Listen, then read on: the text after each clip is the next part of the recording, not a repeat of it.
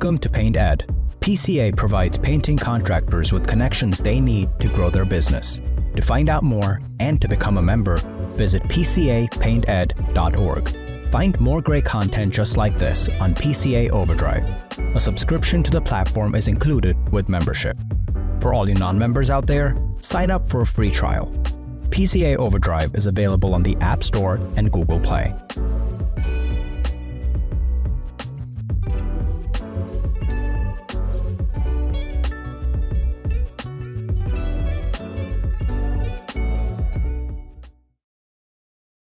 This episode is brought to you by Benjamin Moore and Sherwin-Williams. There's not a single problem that in your company that exists today that writing a check can't make go away. So if you had more revenue, you can buy your way out of any problem. So the first key hires I hire are people that generate more revenue. I don't think entrepreneurs charge enough. Why don't you charge at the top 10% in your industry and look what will happen to your margins that you can then use for more marketing and hiring better people? That's one of the lies that entrepreneurs say, is that I have to do this. Again, if you want to get to that exit potential, your opportunity is to start delegating everything except genius, getting everything off your plate. I wanted to start today just by saying thank you for listening. When we first started this show, we had one simple goal of professionalizing this industry. But more importantly, I wanted to give all of you a bit of your life back as entrepreneurs. And I never could have imagined we would have reached this many people. We've had our ups and downs, but man, have we learned so much about what actually brings value to this industry and how we could bring the change that so many of us are working towards. So my ask for you today is simple. It's to subscribe. It's the one free thing that you can do to help drive momentum in everything that we've been working on. So if you get value from this show and you believe in what we've set out to go do, I encourage you to subscribe and be a part of helping us reach this entire industry. Thank you. You're watching Contractor Evolution, the podcast by Breakthrough Academy, where we systemize contracting businesses for growth. Keep watching to learn how the world's top contractors scale their companies, build killer teams, and make more while working less.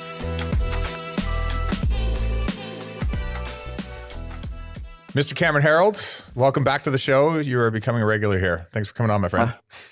Thank you. It's good to see you again. We just were hanging out in Cabo. You had quite the speech. For those who missed it, we'll speak a little bit today on it, but thank you for being there. I think you inspired a lot of us. And if nothing else, just really got to see, like, from a leadership perspective, from a systems perspective, what it takes to really grow an organization over time. So I'd love today to get deeper into that.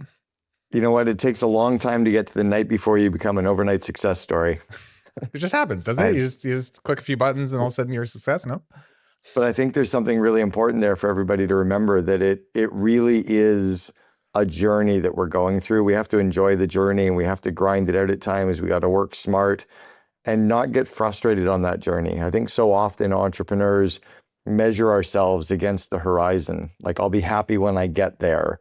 Or we measure ourselves against a brand like a 1-800-GOT-JUNK, or, like what College Pro Painters used to be, or like, you can't measure against somebody who's been doing it forever. I had someone the other day say, I just want to be like 1-800-GOT-JUNK. I'm like, do you know that Brian started that in 1989 and you weren't even born?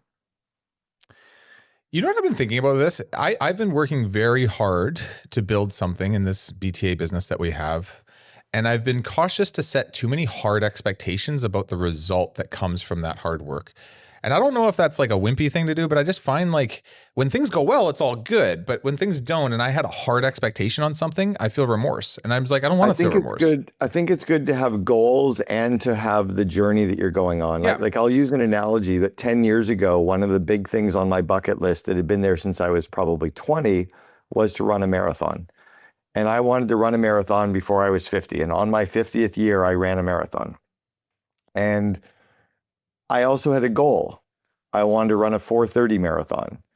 And I really wanted to get, if I could do sub 4 hours, that would have been amazing. But I knew that was probably unrealistic. But then I also was like, just don't be over 5. Like, I don't want to be one of those guys where I didn't really, like, you're not running a marathon. You're just getting through the 26.2 miles. So I ran, I worked hard at it. I trained, I practiced, I got to the starting line. My training partner had a sore hip and, it rained like crazy, and I got a 4:25 marathon. And I was super happy. But I also enjoyed all 26 miles. Yeah. I remember the journey. I remember the course. I remember some of the people on the sidelines. I remember the sights that I saw along the way. I took it all in. So I think it's important to have that goal, but also to enjoy that whole journey. Yeah, maybe the right way to look at it is like, don't put all the value in the result you're trying to achieve. Put a part of it in because that's the goal, but also put a lot of value in what you're doing along the way to get there. Well, and you know why that is as well? Have you ever, when you see the horizon, when you're driving a car and you see the horizon in the future? I mean, I see the mountains. I live in the West Coast, but yeah. Well, slightly different, but because you can get to the mountain. Yeah. But when you're driving a car and you're looking at the horizon kind of keeps moving, right? Or you get to the mountain, but then you see the next mountain. Sure. So if I'm going to be happy when I get to that last mountain, well, there's never a last mountain. And I think so often we're so trying to drive towards the horizon, but we forget that we keep setting new goals. We forget that we keep building the business bigger. Even when I was building 1-800-GOT-JUNK, 19 years ago, I left the organization. My goal was to get it to 100 million. Now they're at 950 million.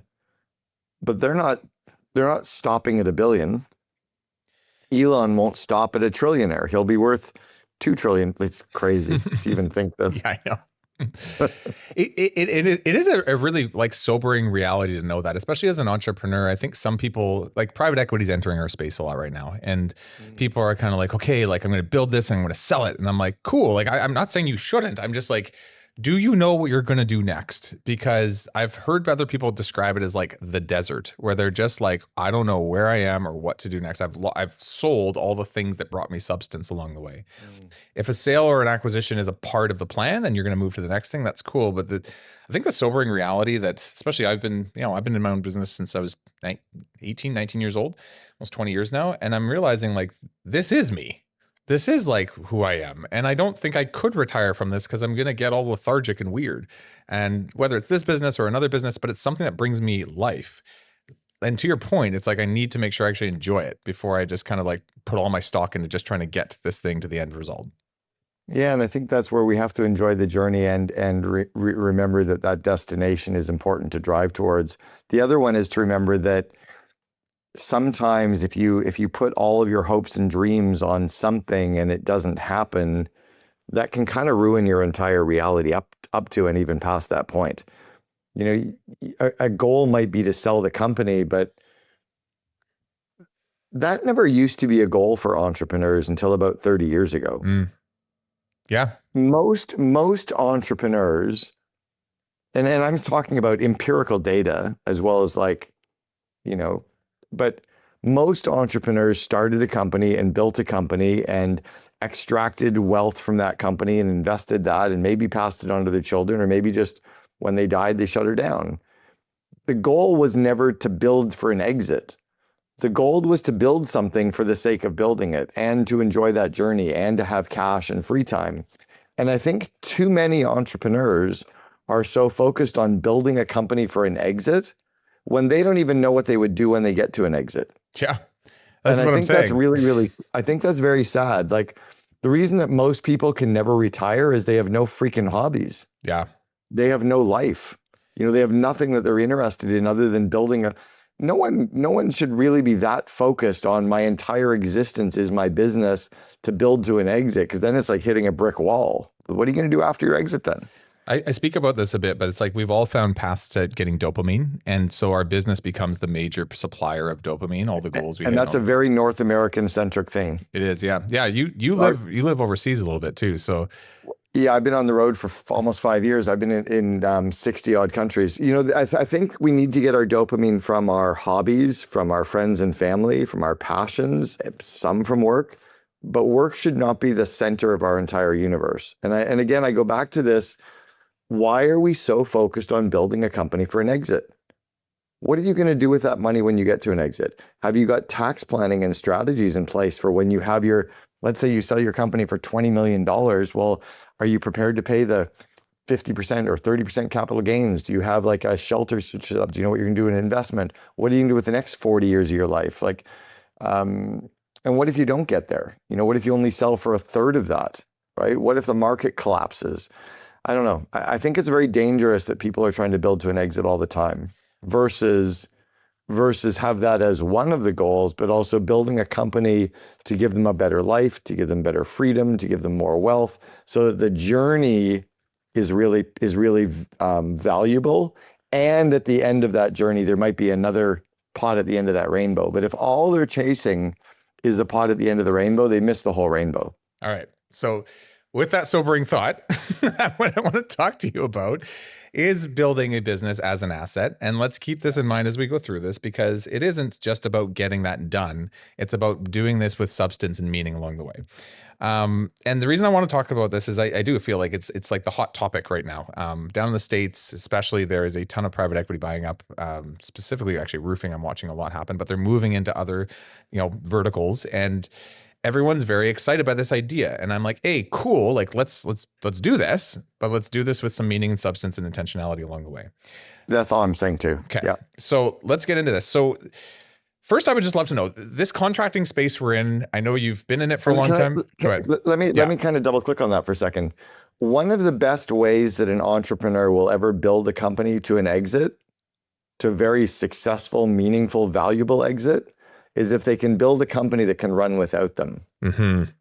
If you can delegate everything, if you can ensure that you've got good people in place and good plans in place and good SOPs in place and good marketing and branding so that your business can literally operate without you. And sure, you might come in and work on a couple of areas that your unique ability are that fire you up. But if you can build a company that can literally operate without you and that flywheel is going, you'll get a much higher economic value on when you sell your company than if you build a company that needs you day to day. But if your entire identity is because of you running a company, you're probably not going to get the exit that you want. And you know what I think it's almost counterintuitive. I think that sounds like everybody, but I think everybody's trying to get freedom. And they're kind of like, if I systemize the business and I can make some money, then I can be free. And I'm like, yes, maybe, but like every business you systemize, you want the option to work in. I wouldn't say everyone wants to exit. When I talk to a lot of our members, like, I still want to work in the business day to day. I just want the option to not have to. And what you're talking to is like, let's build a bit of an asset that works with or without me. And then I can make choices. Do I sell it? Do I keep it? Do I have it as a cash flow? Do I just work within it? And how do we do that properly is what we should talk about today. Sound good? Right. Okay. So let's just start with the issues, which is like, I watch a lot of people talk about this and very few actually do it properly. When you're in let's talk in like the $1 to $10 million range, this is where I see a lot of the people I work with. Where do we get stuck? Where do most of our contractors kind of screw this up right out of the gates? And where do they get like plateaued along the way? Well, one is that they don't delegate and they tend to tell themselves the lie that, I need to do this. I'm the only person that can do this. I can get a better result that if I do this, that, it needs to get done and I'll just work harder and I'll crank through this or I'll get through this. Well, that's possibly true. But again, if you want to get to that exit potential, your opportunity is to start delegating everything except genius, getting everything off your plate. So if you can look for ways to, whatever you're working on that is so important or so impactful right now, can you pick somebody in your company that you can delegate that to?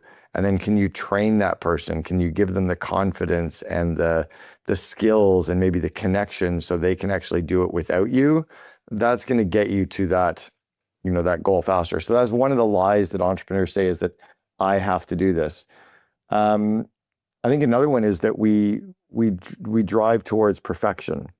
There's really a couple of types of entrepreneurs. One are the very, very smart people who were really, really good in school, and they're the engineers.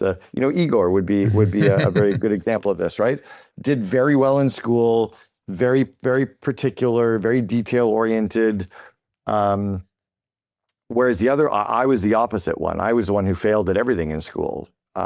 So I'm okay with failure, and I'm also okay with good enough being out the door, like creating momentum.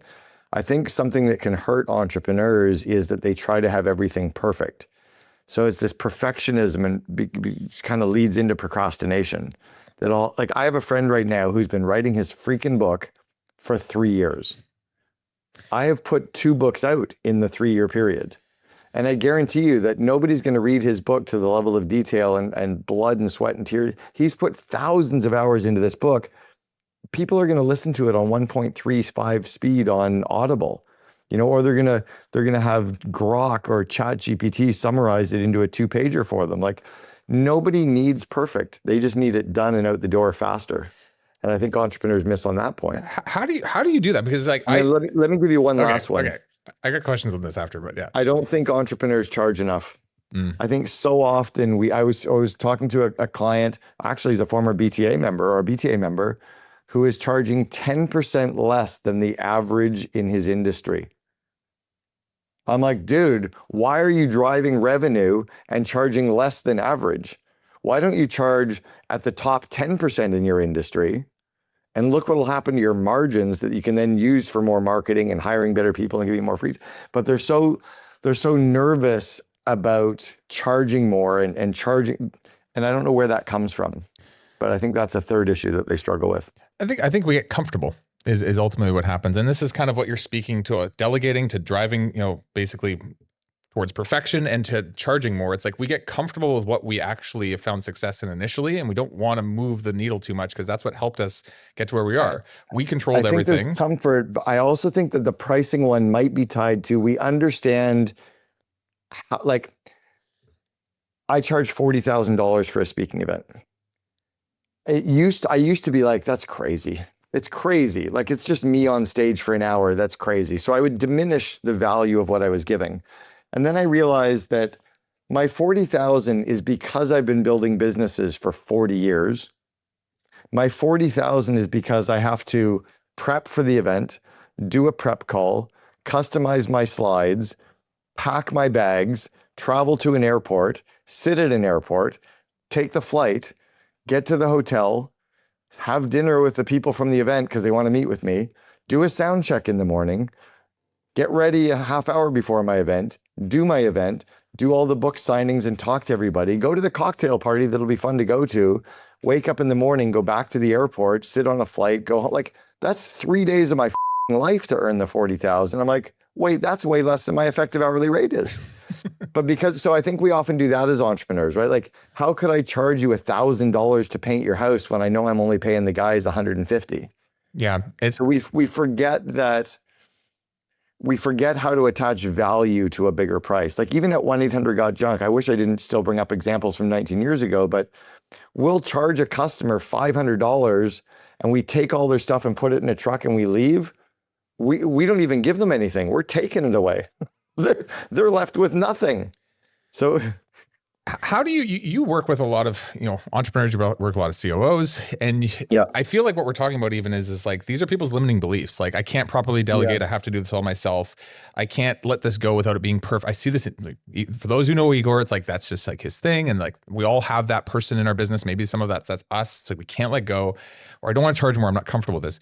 These are limiting beliefs. How do you work through this with people? Where have you seen the biggest success? Because I feel like these are all known things. Like, we could speak about this on the podcast. People have heard this 100 times, but how do you move past these things?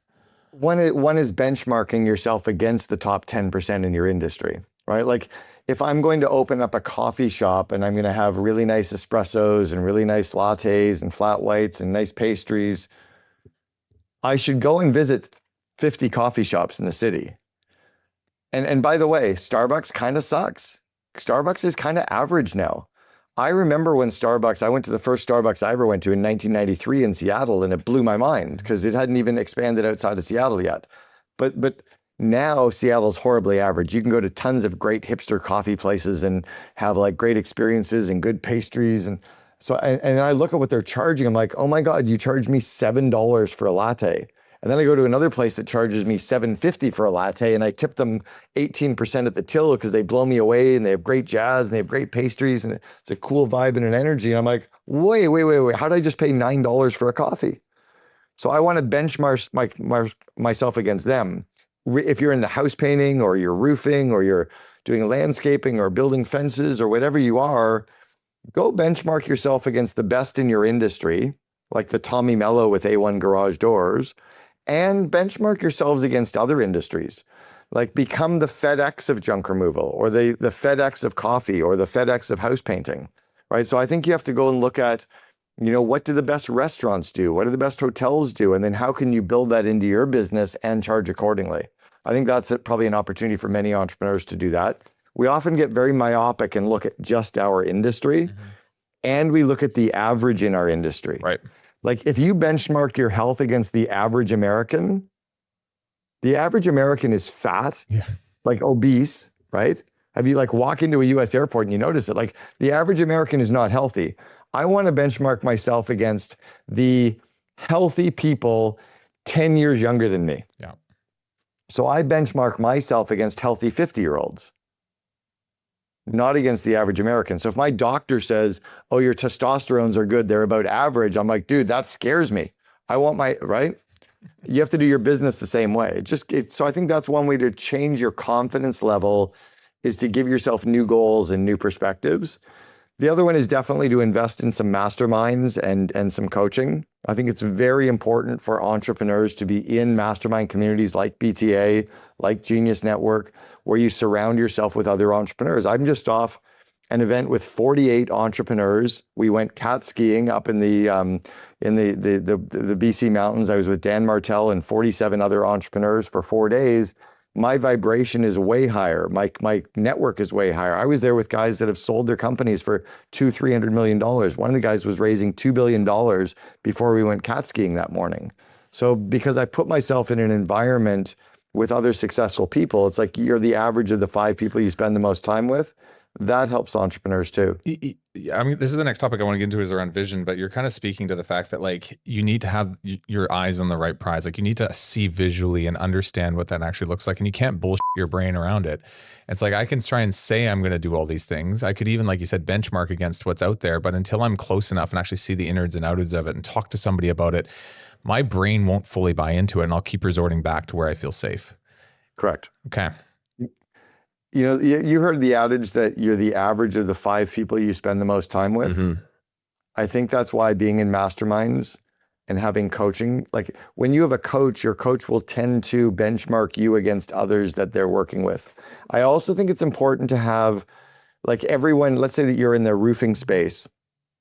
I think it's important that you be in a community like BTA, which is for the home services, contractors, that's a very kind of niche or business to consumer home services sector. And then I think it's important that you join the Genius Network to be with all these other random entrepreneurs from all other industries. And then I call it ideas having sex, right? You're getting inspiration and ideas and connections, because like a love you child. take a couple of ideas from Genius Network and a couple ideas from BTA, and all those ideas merge together and they have an idea baby. It's like that, you know? That is a gift of an entrepreneur, is to see and understand patterns in multiple areas. And I think that, yeah, you're right in that. Can I ask you a question on this? Because I this is just Danny Kerr's belief. So I don't know if I'm like right in this. You can call me out on this. In this concept of surround myself with the 5 people that I most like want to become in my future or whatever it is. I've struggled to say that, yes, all 5 should. I didn't say that, by the way. Okay, good. Thank you, because that's where I said you're the average of the 5 people you spend the most time with. I didn't say to surround yourself with the 5 that you want to become. Thank you. Okay, so this goes to my thought, and maybe I just clarify this with me. I have some really good friends, from one when I was 3 years old, one when I was 13 years old, one when I was 18 years old. They're close to me. Now, they are not in a business. They're not doing anything that has to do with success as like the business world would describe it as. They're contractors, actually, for the most part. And I get along with them so well, and they ground me for who I am every single day. I also have my business side. I have the people that I work with in BTA. I have my business partners. I have, people I meet on these podcasts, and it inspires me.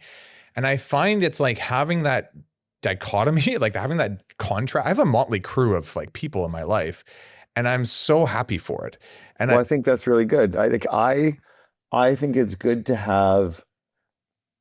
I spend a lot of time with my family, but my family doesn't necessarily raise my economic value, but they might raise my connection as a human. They might raise my ability to handle conflict, to have better communication, to just slow down. That's powerful. Then I have my group of people that I love to travel with. Those people raise my excitement and energy and passion to do bucket list stuff. Then I have my group of people that are, fitness, right? That I play paddle with, or that I go hiking with, or that I go cat skiing with. Like I have that group of, I have a friend who literally every time he sees me goes, "Did you take the stairs?" Like he's in my athletic friend group.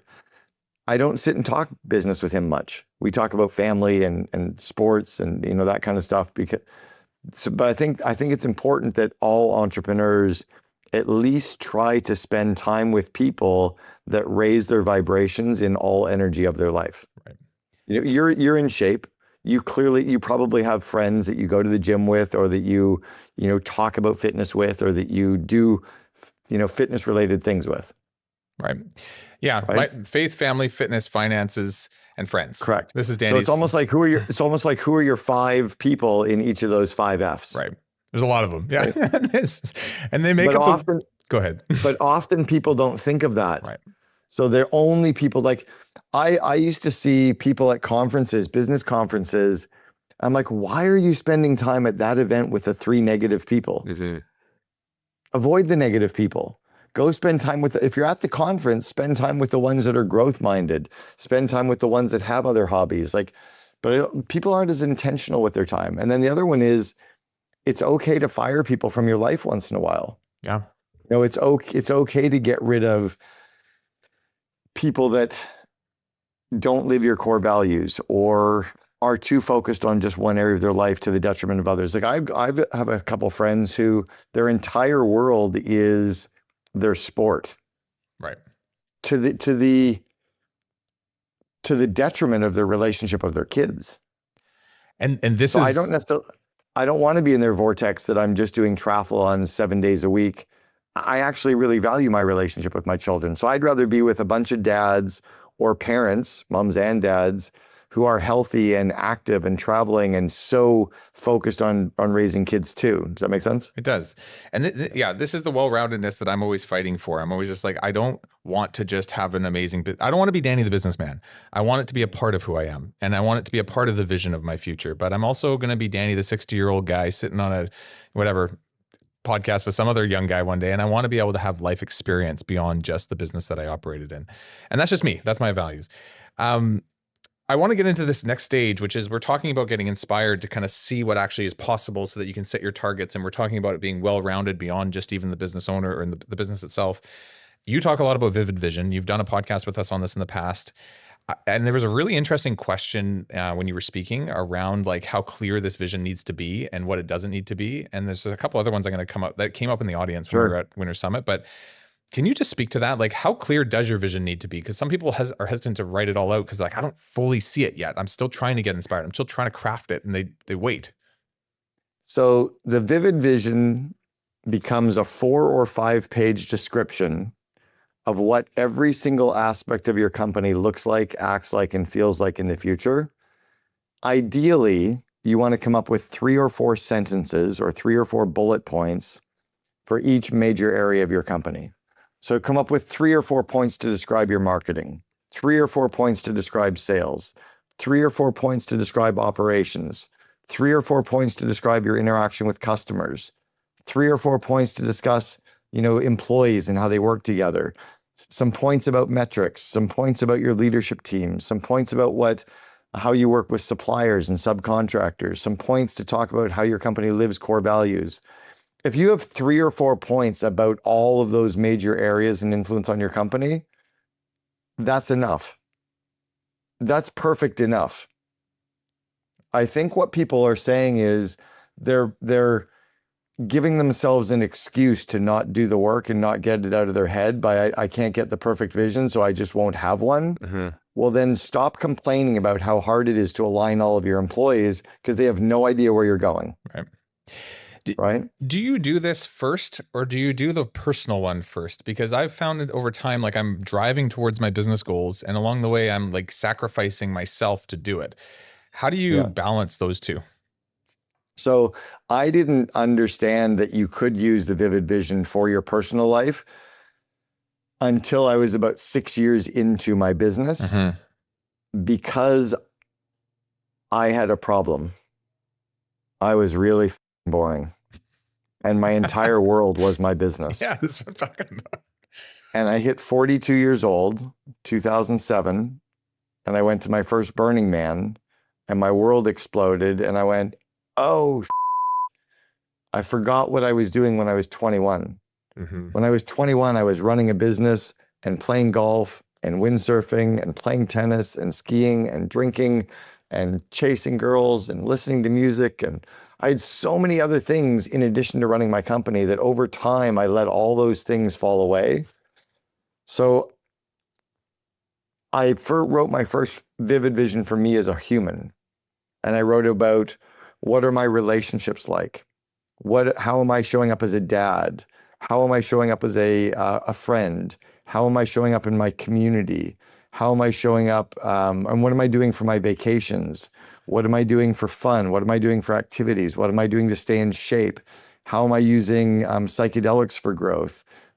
How am I growing sexually? What am I doing to have more work-life balance or work-life integration? So I think when I started to think about all of those things, it started to build a better me, right? And then I did one with my wife. And so my wife and I then wrote a vivid vision for us as a couple, right? How do we communicate? How do we break up roles and responsibilities? How do we stay on the same page? How do we have time apart? How do we grow together sexually? How do we solve problems? What do we do for fun? Where are we traveling? What are our bucket lists? So my wife and I wrote a 5-page description of us. We wrote our vivid vision as a couple.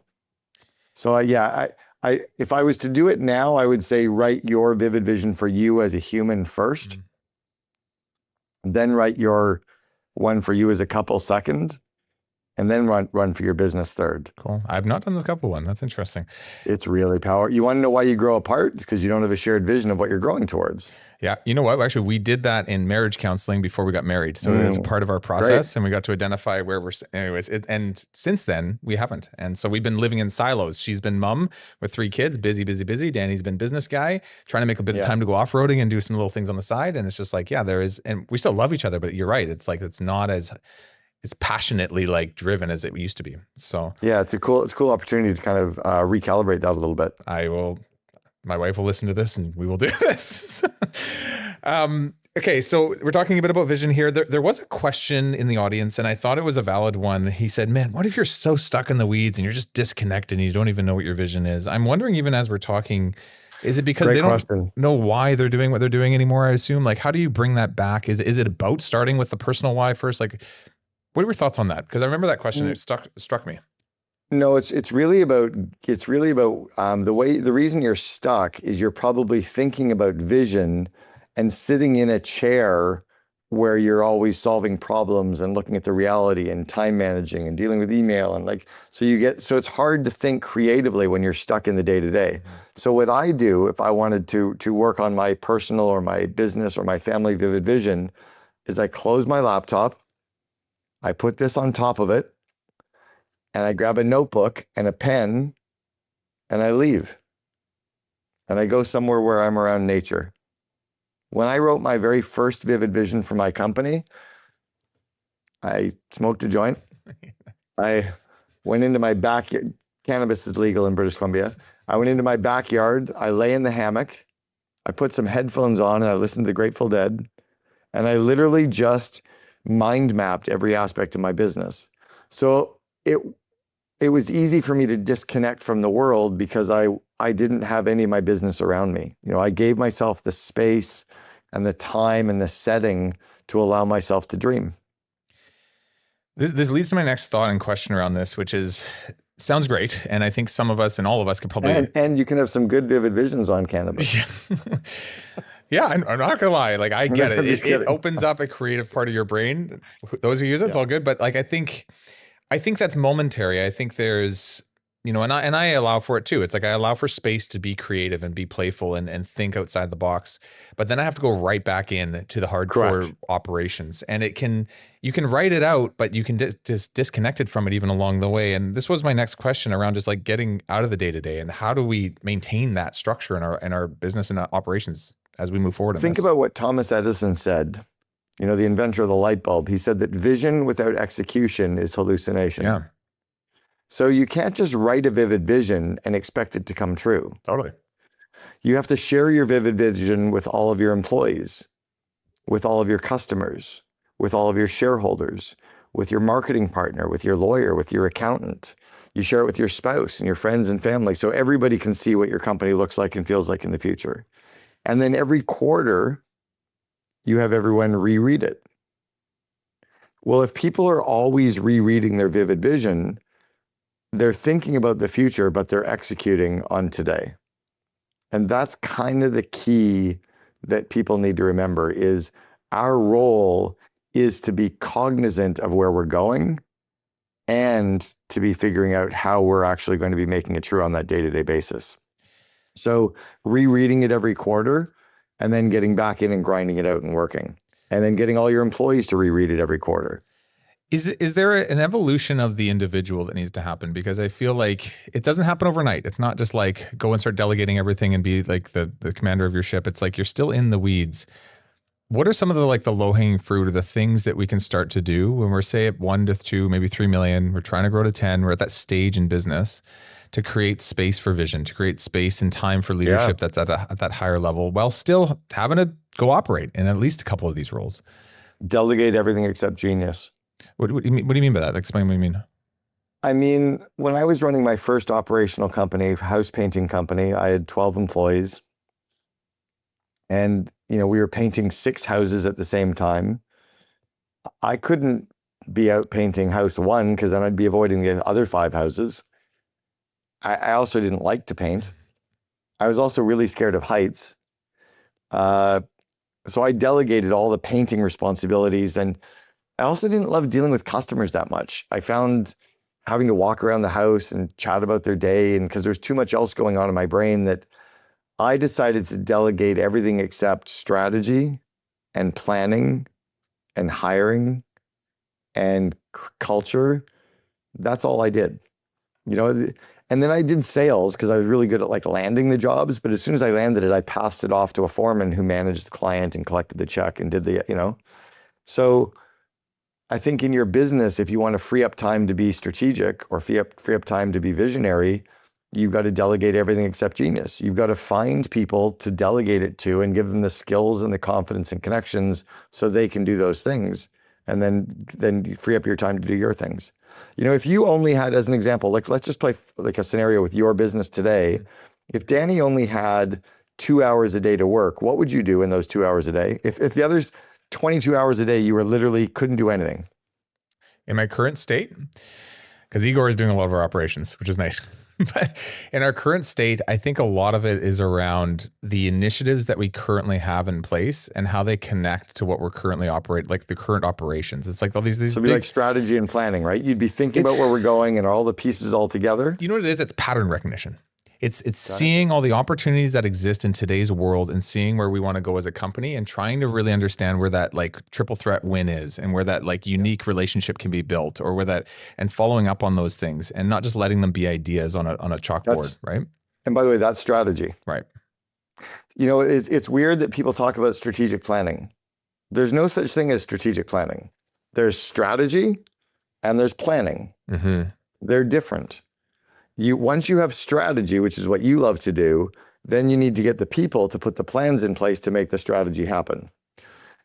People, if you had the best 2 hours of you would love to do that all day long. Well, your business would excel even faster if you could get everything else off your plate so you could do that 8 hours a day. What if you're super ADD and you have tons of strategies all the time and they constantly conflict with people's ability to go execute? Well, it gives you time. It gives you time to think about them and to flesh them out a little bit and to understand them more and to figure out which ones are the highest ROI and which ones require the lowest PETA, the pain in the ass factor, right? Which ones require the least amount of people, time, and money? Which ones could be automated? You'll have more time to think about all of the things before you just delegate them. What ends up happening now as entrepreneurs is we have all these ideas and we're so rushed that we end up starting stuff too quickly because we don't give ourselves the 8 hours a day to think.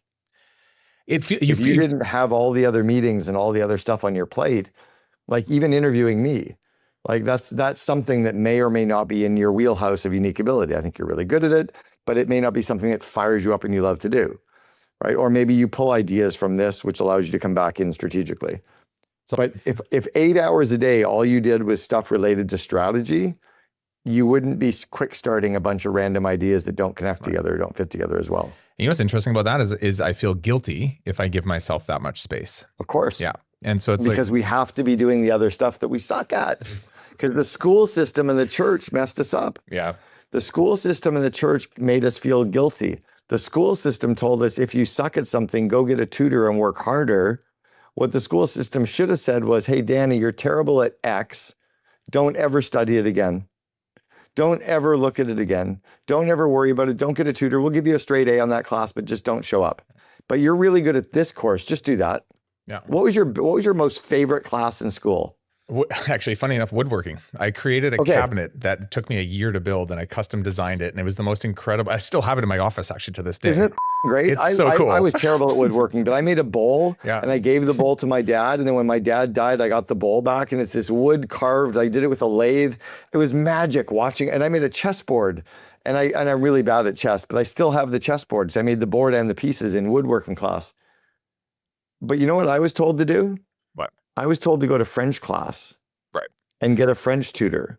I was told to go to chemistry class and get, do you know how hard it is for me to memorize chemistry and biology? Oh my God, these words are so long. But why didn't they say, you know what? You're really, really good at public speaking. You should just go do more speaking. You're really good at debate. You should go do more debate. No, they said, go get a tutor at stuff you're bad at. So in the business world, we tend to feel guilty about not doing the stuff that feels easy because we're preconditioned to try to do the stuff that feels hard.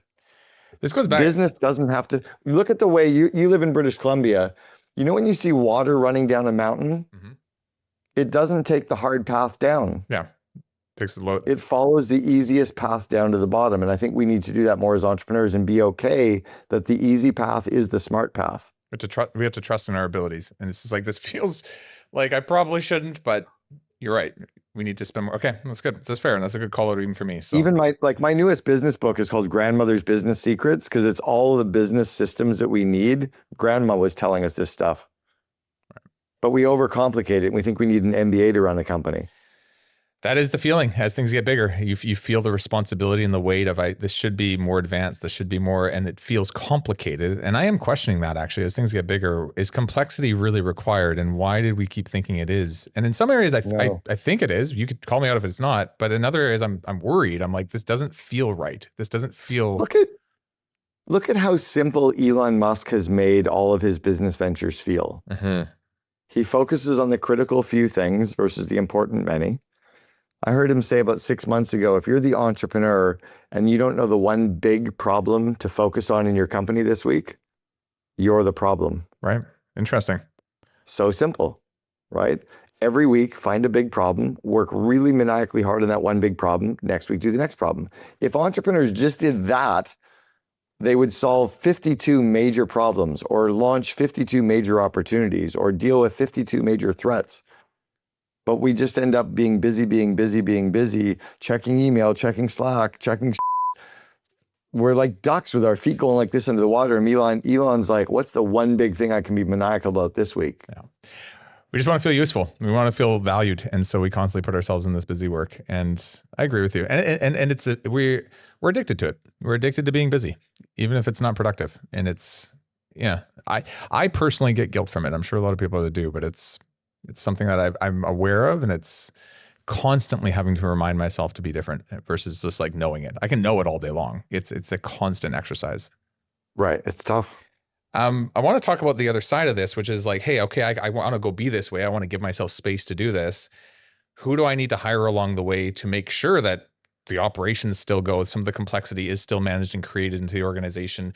And yes, we can talk about project managers and a sales manager, and I think that's a part of the journey. But I think there's something more to this, where it's like, who's the driver that's going to bring enterprise value to help bring this? Because as an entrepreneur, I constantly feel like anything that needs to be created net new, anything that's going to drive future value, still relies on the entrepreneur. And there's got to be a solution through this, because it's been hard to even problem solve in our organization.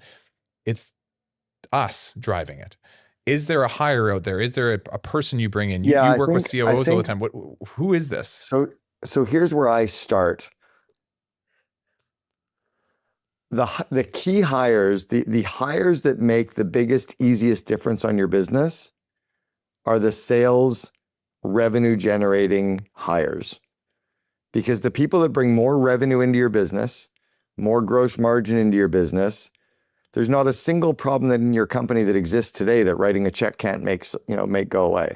So if you had more revenue, you can buy your way out of any problem. So the first key hires I hire are people that generate more revenue. Revenue, revenue, revenue, revenue, revenue, revenue, revenue. When I got so much revenue coming in the door, then I can build the better mousetrap. It's not about the better mousetrap. It's not about all the better SOPs, all the better systems. So I usually start with those people first, the revenue generating people first. Secondly, is I hire people that can do the stuff that I suck at or that I don't love to do. And they are really good at those things. I'm really bad at marketing. I'm good at being on a stage. I'm good at talking to the media. I'm really bad at marketing, at the details and design elements and marketing charts and calendars and budget. It's just too much for me. I hired this woman who is incredible. My VP of marketing. She literally is incredible at marketing and she loves it. She could spend all day on all the stuff that drains me and I suck at. So that's the second layer to hire, is those people that are experts at the stuff you're bad at. And then the last one is, and maybe this is probably second, would be to get an executive assistant, right? If you don't have an assistant, you are one, right? If you're running a company making $100,000 a year or $200,000 a year, that's $50 or $100 an hour. Why are you doing $10 an hour tasks or $15 an hour tasks, right? So I would get all the admin off your plate first. Yeah, which goes along with like all the stuff you probably suck at. It goes into that's probably the same category. Right. So this is setting up the team, and this is allowing for, like you said, for revenue to be generated, for the operations to start to kind of flow without you needing to be in all the details, for someone to take off the administrative stuff. So that is to me like sales, production, and office admin. And I do see that as like the first middle layer you build. Is there a time in business when you start to say it could be a GM? Is there a right time you start to put in someone who's actually going to drive all of that now forward with or without you? Or are you always going to be the one driving that ship? No, you can end up hiring somebody who is better at project planning, better at priority management, better at growing people, better at aligning people, better at making sure details are in place. And that person can run your business. That's the second in command. That's the at 1-800-GOT-JUNK, I was that for Brian, right? Brian wasn't good at those things, so he hired me and I was able to do those things for him. What stage in business is that? Like, is it about affording it? Is it about being conscious about the leadership structure you built, about your own ability to lead that person? Like, what's too early? In the 1 to 3 or 3 to 10 million zone tends to be where you're hiring. Probably in the 3 million to 10 million zone is where you're hiring a true second in command. You need an executive assistant first. You need a second in command second. Okay. But I would go like sales marketing people, executive assistant, more sales marketing people, some project managers and people that can do a bunch of stuff, and then the expert who can oversee them and manage them all. Be careful that you're not just adding overhead that doesn't generate return on investment, right? You need, each new person that you bring in has to generate at least 3 or 4 times their annual compensation in additional gross margin. So if I'm going to pay somebody $200,000, they have to at least generate $600,000 in more gross margin. Not revenue, gross profit. Right. Okay. Don't raise your revenue. If you've got a 60% cost of goods sold, why would you ever return on ad spend or return on investment and measure revenue against that? It's always gross margin against that. Almost every company screws that up. You look at your contribution margin, not your revenue against your input. So I'm basically like, okay, if I'm going to bring in this role for $200,000. Let me give you an example of that. Yeah. If I said to you, Ryan, if you give me $1,000, I will generate $2,000 in revenue. That sounds pretty good, right? Yeah. But imagine if you had a 70% cost of goods sold, like you're selling furniture or you're selling, I don't know, whatever. You got 70% cost of goods sold. If I generate $2,000 in revenue for you, but you have a 70% cost of goods sold, that's $1,400 you had to spend. You're only left with $600. Now you spent $1,000 to generate $600. I'm out. You're going backwards. Yeah. I could put you out of business getting you a 200% return on ad spend. And one thing I've noticed you're talking about is like, yes, add these roles in, but go drive sales as you do it. It's like sales again, sales, and then come back down to these to justify it. Because the more revenue, if you can get that revenue flywheel going, again, look what Amazon did in the early days. Revenue. Like it wasn't about profit. It was revenue. Like the more, and then all of a sudden it was like, oh my God, you can't compete against, like nobody even tries to compete against Amazon. The malls are super empty these days. Yeah. Everyone opens another coffee shop or another junk removal business or another like mastermind community. Why doesn't, because they're destroying, they own it. but they didn't focus on perfect first. Yeah. With these roles, They didn't even focus on profits. yeah, fair enough. And so I'm getting the picture. And within these roles, is there any common traits you see across these roles that you want to look for in people? Because a lot of people say make sure everyone's aligned on core values, which I agree with. But is there anything else that's like you can miss on this? And if you have a key driver in one of these positions that doesn't have this trait, you're going to struggle. You just said that everybody says, I'm going to paraphrase, Okay. everybody says that you should focus on core values, but is there anything else? Yes. You can call me out, whatever it is. Is it just core values? It's the only thing that matters. Okay. When you hire people who obsess about your company's core values, who already live your company's core values, who will go through brick walls for those company's core values, business gets simple. Right. It's that deep. That's all that matters to them. And they have the skills to do what you need. You'll win every race. Right. I remember in 1989 calling out my VP on being really rude to one of the women in our office. He was my boss. He was really rude. And I was like, Kevin, respect the individual. Our core values were respect the individual, deliver what you promise, pride in all you do. Yep. He basically broke two of them, respect the individual and pride in all you do. Mm-hmm. And I called him, I'm like, respect the individual. And he looked at me and he goes, don't ever call me on the core values. And he stormed out of the room. And I was like, I am totally getting fired today. He called me into his office about 20 minutes later. I closed the door and he goes, don't call me on the core values in front of the employees. And my response, and I don't know where it came from, was almost instant. And I said, then don't break them. Mm-hmm. And he looked at me and he was like he knew he was wrong. And there was nowhere to go. And he was looking in the mirror and he didn't like what he saw. That's the only thing that matters in scaling your company. How do you identify that in people? I mean, there's the interview process, there's the ongoing working relationship. Is there any? Well, no, it's all the interviewing. It starts with the interview, right?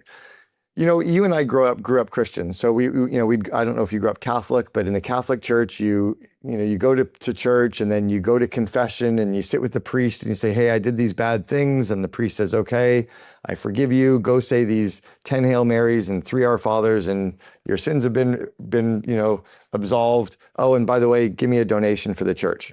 Yeah. I realized back then that they didn't really care about the core values that much. They cared about the guilt that they left you with for breaking them, and they cared about getting more of your money. In my world, in the business, you don't keep breaking the core values.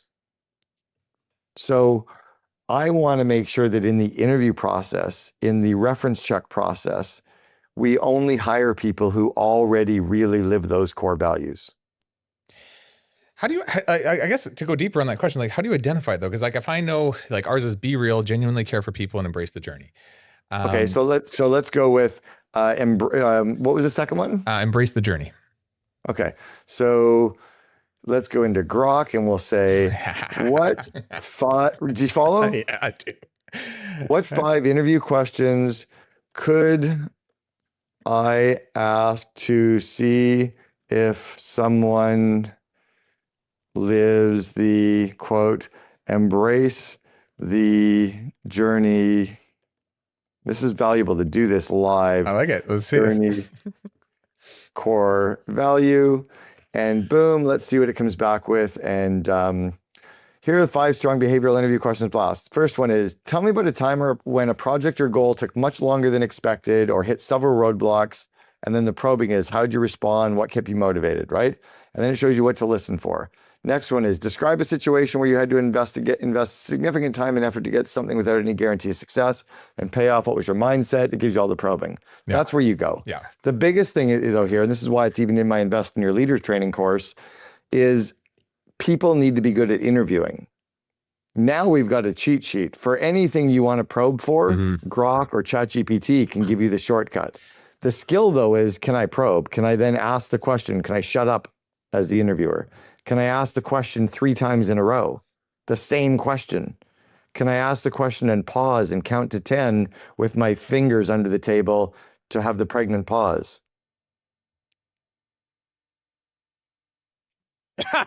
It's hard, right? If anybody's listening, they're like, did we just go to dead air? No, I was counting and I did a little bit fast. Like, that's uncomfortable, but those are skills that people need to be good at. In addition to knowing what to ask, it's how to actually ask them, right? Yeah. And you know what else you just did, which is good for, I think, just people to hear, is core values. There's not like one way to interview for core values. They're your core values, and then what specific custom questions need to be asked to uncover those specific core values. I've heard it before where people are just looking for like, do they have good values? And I'm like, no, you're missing the whole point. Like, there is no like universal question sequence for this. This is custom to you, which is, thank you for bringing up ChatGPT or Grok, because it will help that process, but it is always custom. And this is why the culture of the person can be different, but the core values that matter to them will be the same. Let me explain. Our IT group at 1-800-GOT-JUNK was very Russian. They were all Russian. Our VP was Russian. He hired a couple of Russian coders. They hired a bunch of Russian people. Their culture was very different. They drank vodka. They had very strange humor. You'd look at them with a big frown on their face. I'm like, why are you unhappy? They're like, I'm not, I'm laughing. I'm like, dude, you look like you're going to kill me. Like, you're not laughing. You're not, but their culture was their culture, but their core values were absolutely the same as the sales team, who was gregarious, making it up, being funny, probably being a little bit crude, just being these crazy out of the box random thinkers, but they lived the core values so the core values is what holds the company together. They're not the same kind of person. And I think people forget that. Your finance or accounting person will be different than your marketing person, but their core values can still be the same. The controller will still care about delivering what they promise, respecting the individual, having pride in all you do, finding a better way, as will the marketer. And arguably, they have to be very different people because they have to do very different parts of the organization. And if they were all the same, you create a bunch of copies of yourself, and it's very lopsided. And it's like a husband and wife, frankly. Yeah. Men are not hairy versions of women. No. Right? You're not a mustached, goatee wearing version of your wife. You see the world differently. You perceive the world differently. But you and your wife share the same core values to be able to then raise kids together. But you're a male and a female with very different. But so the stuff that keeps us together is those things. But we're absolutely different. Let's I got one or two more questions for you, then we can wrap up. But just looking back at the entrepreneur for a second, I would love just your perspective from years of doing this, working with tons of people in this industry. What are the common patterns you see in the entrepreneurs that actually pull this off? They scale up a business, they pull out of the day-to-day, they've got a nice little asset that they can use, sell, duplicate, whatever they want to do with it. And those who talk about it a lot, but don't really ever make it happen. It's the ones who are very focused.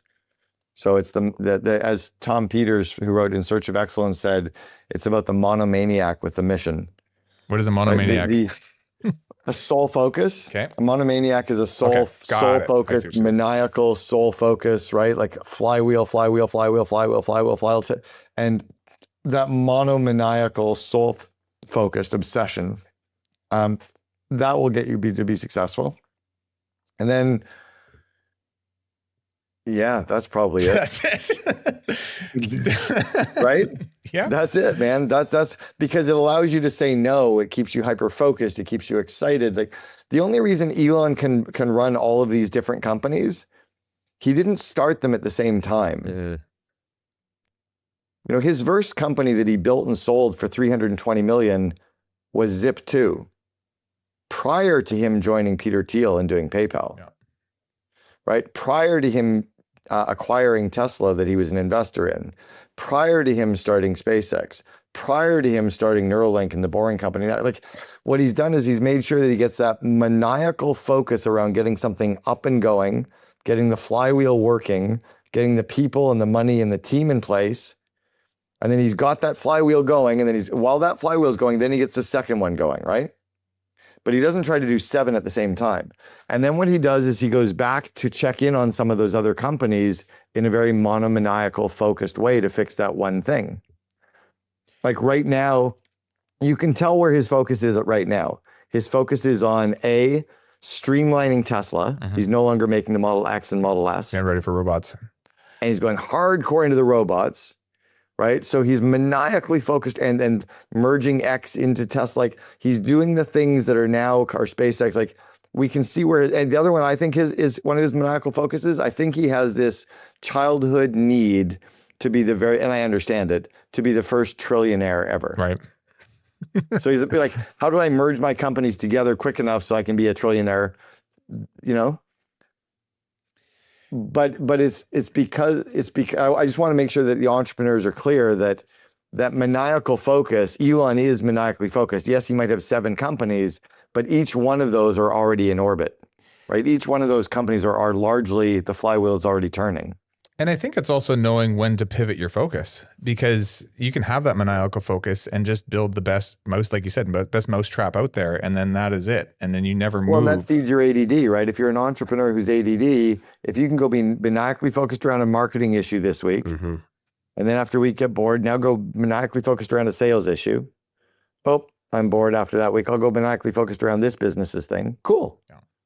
Cool. But be that monomaniac with a focus, you know, on that one big thing. As long as that focus is all pointing to your original point of like vivid vision in one direction, correct, right? You don't want to, like, that's one of the biggest problems in the world is you can hire all the best people who are really, really hardworking, who are all living the core values, and they're all going to grind it out, and they're going in the wrong direction. Well, that was pointless. Yeah. I see a lot of people that just ideas, and every year they've got a new version of their business that they're trying out and I'm like, oh God, this is, yeah. And they don't even know what direction they're going in. Yeah. So like they're riding, you know, they're driving the car as fast as possible, and all of a sudden they end up in Miami. They go, "We did it!" And you go, "The goal was San Diego." They tended to be focused on this new idea, but it's like this new way to make money almost, and then they're missing like the why behind it. They don't really understand why. Well, they're focusing on that big shiny object, right? They get distracted by that next big thing without the core purpose, your why, without the vivid vision of where you're driving towards. I've even seen entrepreneurs that have blown up their family, blown up their relationships, blown up their bank account, blown up their health, but wow, they were a business success. Right. Which is not success. I firmly believe, and I'm sure most of us could agree with that, but it's hard to see it when you're in it. That's why it's almost a bit of a golden thread here. When they sell the company and then they have to look in the mirror the next morning and they hate their life. We could finish on this, and I'll just give one more thought. You were talking earlier about having that personal vivid vision and writing it out. One thing I would recommend anyone doing is starting with that. I had ChatGPT generate a old version of me. So like this old man version of me. And this was an exercise I was put through. I didn't come up with this, but I then had to write from my older self down to my current self about what the future is that I built and the reality that I'd lived in, and what my encouragement for myself and my just reaffirming, hey, I know you're here and I know you're trying to work on over this. This is what ends up happening for you in life. And I have to read that every once in a while to get realigned with all the different things that I'm doing every single day, because you go away to those retreats and you do those cool vision exercises, and then you get back into the operational chaos and you start to just forget. But I think having it written and something that's not even just for your team, that's just for me. Like I read it. It brings me back to like a grounded reality. It's like, and I love that. The statement and all of it actually that came out of it is, what if there was a better way? And I'm constantly looking at that because I unfortunately just am just like, anyways, I'm maniacal, but I get like too laser focused. So, and I just put my head down and go. Let's wrap this up. Any just grounded expectations for people that are on this journey? They're in this range of 1 to 10 million. They're trying to build out something that's an asset. They really want to see that success in their life in the future. They're struggling and building and having fun and all the things in between. Just any thoughts for them? Grounded expectations, leaving this the end of this talk. Back in 1986, Ronald Reagan was meeting with Mikhail Gorbachev. So Ronald Reagan was president of the United States. Mikhail Gorbachev was the president of the Soviet Union, and they were having an all-day summit meeting, and they were solving all the world's problems. The Berlin Wall was going to come down that following year. I guess it was 1996. And during the meeting, this guy had run in and was pissed off and ranting and raving. And Mikhail Gorbachev said, "Remember rule number 6." And the man laughed and walked out of the room. It happened 3 times during the meeting. Somebody upset, remember rule number 6. They started laughing and they walked out of the room. So Reagan's like, I need to know what rule number 6 is. You know, like they literally solved the world's problems, but I need to know what rule number 6 is. And Mikhail Gorbachev said, rule number 6 is don't take yourself so effing seriously. Mm-hmm. And Reagan said, well, what are the first 5 rules? Gorbachev said, there aren't any. And I think it's always stuck with me as like, why does this journey have to be so serious? Right? Why can't we have fun along that path too? That's amazing. Because we're all going to die. We're all going to die. And I think, you're a little older than me, but the older you get, the more you start to realize that. I balance between these two, where it's just like, look at Elon as our example role model, right? Or Richard Branson, right? Like Virgin Records, and he's out kiteboarding and having fun and playing games and long hair. And then Elon, like, you know that the cars, the Model S, the Model 3, the Model X, the Model Y, spells the word sexy. Yeah. And the original map of where the Tesla could drive on autopilot in Austin was the shape of a penis. He's just not taking himself so effing seriously. He could wear a T-shirt that says rule number 6. It's just, it's to go out there and have a lot of fun. You know what's so interesting? When we were kids, this was easy. And then the world went and fucked us up a little bit and told us that we need to. School and the church messed us up. Right. It's getting back to that version of ourselves when we were younger, when we just didn't give a shit about anything. We were just having fun. I remember my sandbox, and I just played in my sandbox. Oh, great. If I told you about my young life, man, it was chaos. There was all kinds of stuff going on, but I was surprisingly not that traumatically affected by it, because I had my sandbox and I had my friends, and life was simple, and I had my Teenage Mutant Ninja Turtles that I'd watch. I wanted to be a Power Ranger. And I was in the moment. And I think, and you know what's fun is I would rather hear you talk about that stuff than what you do to make money. Yeah, fair, right? Same with you, right? Yeah, it's the human side of us. It's the connection. It's the real part. And it's remembering rule number 6. Let's have fun along this journey. Let's enjoy the journey. Let's enjoy all of these experiences we get to do. And let's build a really good company and sell it for an extraordinary amount of money. And have fun all the way through that and all the way past that. Exactly. Cameron, that was great. Thank you for your time on all this. Thank you for coming out to Summit this year. That was a lot of fun to see you and meet you. And look forward to more chats in the future, my friend. Well, let's get me back to Summit again, and I'll see you in the sandbox. All right. I'll bring the shovels. Okay, buddy. All right. Talk to you later. Thanks, man. Ciao. Thanks so much for watching. If you thought today's episode was awesome, it probably means you should subscribe. You're going to get more Contractor Evolution episodes in your feed, and I'll see you next week.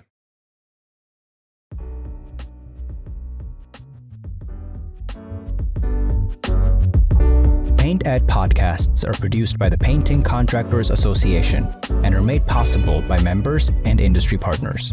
To find out more about the upcoming educational opportunities or for more information about joining the PCA, visit pcapainted.org.